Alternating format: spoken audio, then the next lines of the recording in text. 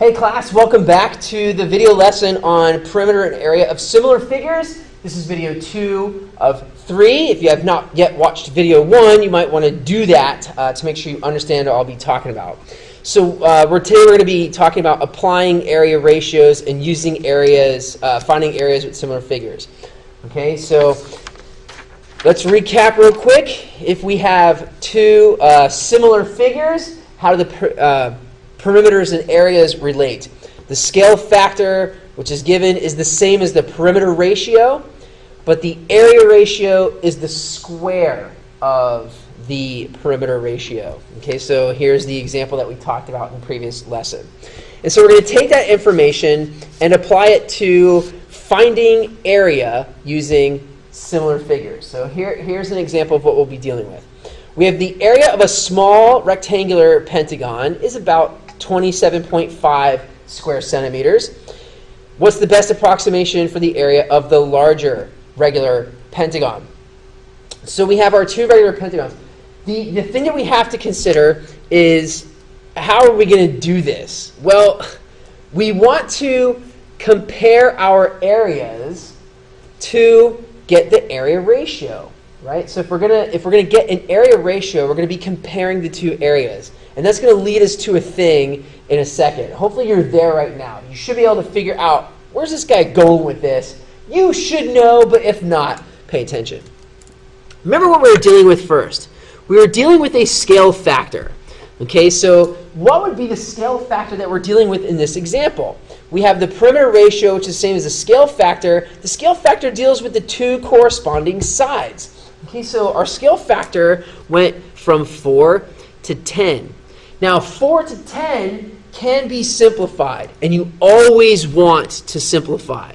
Okay, so both 4 and 10 are divisible by 2. So in fact, our scale factor is 2 to 5. Now, what does that mean?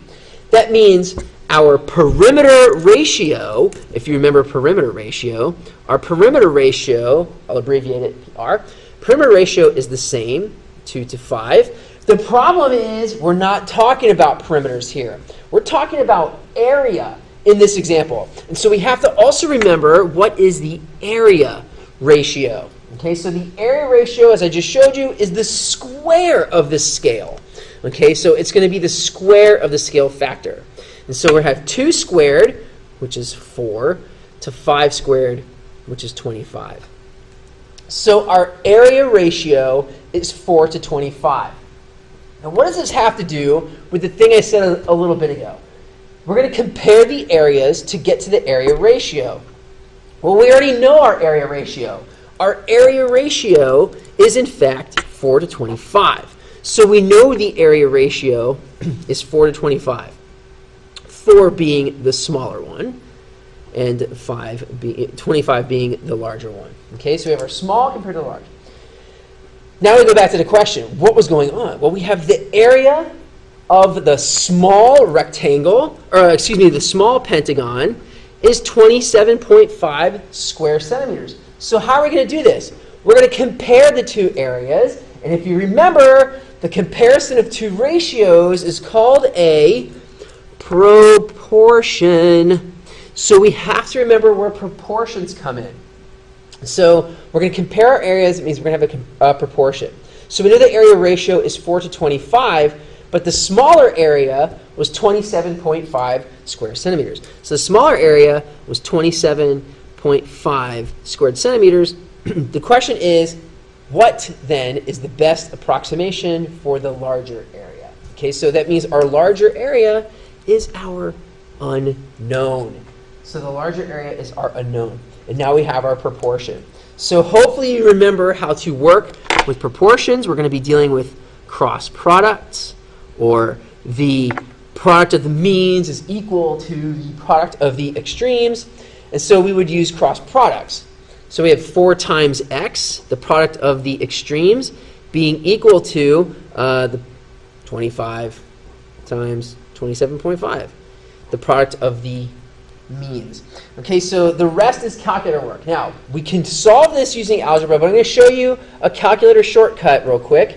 And I'm not really fond of showing you shortcuts, but let's do that. So how can we do this in one big one big swoop. So we're multiplying 25 times 27.5. We can do that. 25 times 27.5. And we get a value. Okay, so in this case, 687.5. How will we be solving for x? We will be dividing by 4. Okay, so we'll be dividing by 4. We'll be dividing by 4. So guess what we can do in our calculator? Divide by 4. And now we have solved for x. Okay, we have solved for x. So x is this value that we get here. And it is 171.875 square centimeters. Okay? Now I want to do a little bit of a tangent, super quick, because the question was about the best approximation. So once you have a value like this, you have to pay attention to the question. We can, depending on how the question is asked, we can leave it like this. We might be saying round it to the nearest hundredth, right? So we'd have 171.88 squared centimeters, and that's if we were saying round to the nearest hundredth. We could say round to the nearest tenth, and that would be 171.9 square centimeters. That's if we were rounding to the nearest tenth.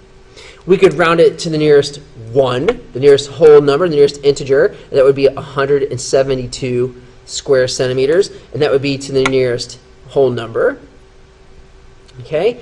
Or if it's saying approximation, right, what would be the best approximation for the area of the Pentagon? Why not 170? You know, that's a good approximation. Okay, so we can say about. And so we have to consider all of these things when solving. It's all about context, right? What are we working with? Now, normally if the original area was given as 27.5, that's the nearest tenth, then 171.9 might be the most appropriate one, but it's saying approximation, so we don't know. But anyway, that's how that works. Let's do a couple more examples, shall we? Yes. All right.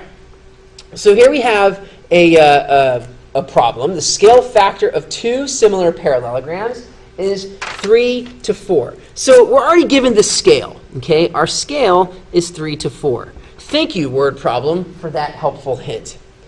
The area of the larger parallelogram is 96 square inches. What's the area of the smaller parallelogram? So we have to look for the area ratio. So the scale is 3 to 4. That means the perimeter ratio is also 3 to 4. And that means the area ratio, remember, is the square of that. So the area ratio is going to be 9 to 16. So just like what we did in the previous example, right, we're going to compare the areas to get to the area ratio. We can set up a proportion. Well, we have our area ratio, 9 to 16. 9, of course, being the smaller, and 16 being the larger. Well, we got to read carefully.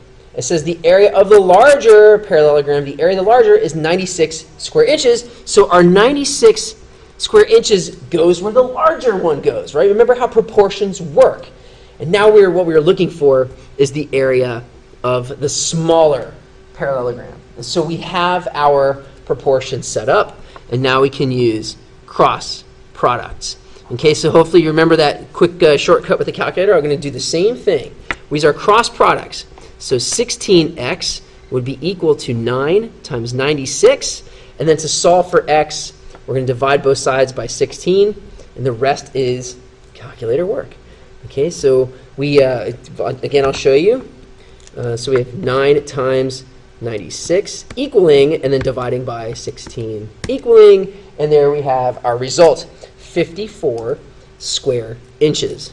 So the area of the smaller is 54 square inches. All right. Now let's throw a wrinkle on this. Okay, I'm going to do a quick wrinkle, and then this is the last two problems for the video. That'll be it. So we're going to apply area ratios. Here's like an agriculture question. During the summer, a group of high school students cultivated a plot of city land. This is an interesting word, a plot of land. What that means is the inside. And in that plot of land, we are harvesting 13 bushels of vegetables. Okay, so what's happening here? We have a plot of land, and we're harvesting 13 bushels of vegetables. This, my friends, this means what we are dealing with is area. We have to be sure we know what we are dealing with. And since we're talking about a plot of land at 13 bushels, that's an area problem. So then it goes on to say some more stuff. The next summer, the city will let them use a larger, similar plot of land. So larger and similar. So it's going to be growing by some scale factor, correct? In the new plot, each dimension is 2.5 times the corresponding dimension. So what this has given us is the scale. They gave us the scale. The scale is 2.5 to 1. We can look at it in that way. So they gave us the scale, 2.5 to 1. Okay, so if that's the case, now we can start building on some stuff, because the question becomes, how many bushels can the students have next year? So that means it's the larger area. All of that has to be put together when you're reading this problem. Okay, so this is not the easiest thing in the world. All of that has to be put together when considering this problem. So we have our scale of 2.5 to 1, and we know we're dealing with area. So how does this work? Well, if our scale is 2.5 to 1, our perimeter ratio is the same, but we're not talking about perimeter ratio, so forget that. It's the area ratio. Now, we have to consider the area ratio. It's going to be 2.5 squared and 1 squared. And 2.5 squared is 6.25 to 1. So that is our area ratio. And this is the larger area on the top and the smaller area on the bottom. Okay, or in the numerator and in the denominator. And so we can set up our proportion that way. I'm hoping you can see all of this happening. So the larger area is what we're looking for. We don't know. It's the smaller area. Do we know what the smaller area is? Yes. Remember, it was 13 bushels of vegetables, right? So that's our smaller area, 13. That's the trick, folks.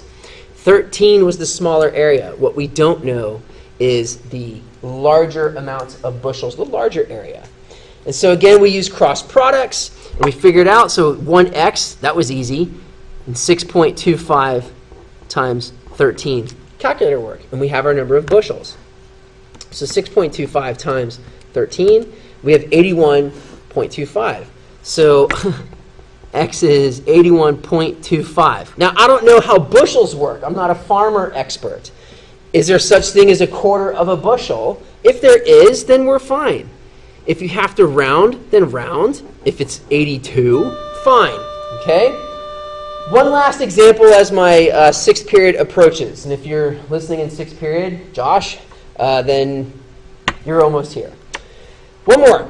The scale factor of the dimensions of two similar pieces of window glass. Window glass, ladies and gentlemen. Window glass. That's a very important thing. Window glass is going to deal with area, especially when we talk about the cost of it. Okay, so we're talking about a cost. So we know when we're dealing with window glass and cost, that is a function of area. Okay, so we set up the same way we've been doing this before. I'll go a little bit quicker. So the scale is 3 to 5, correct? It gives us here. The scale is 3 to 5.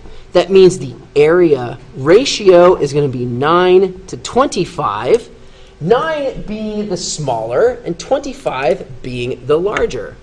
And since we're looking for the larger cost, that's our x, and we are given the smaller cost, that's 250. We can now set up cross products and solve.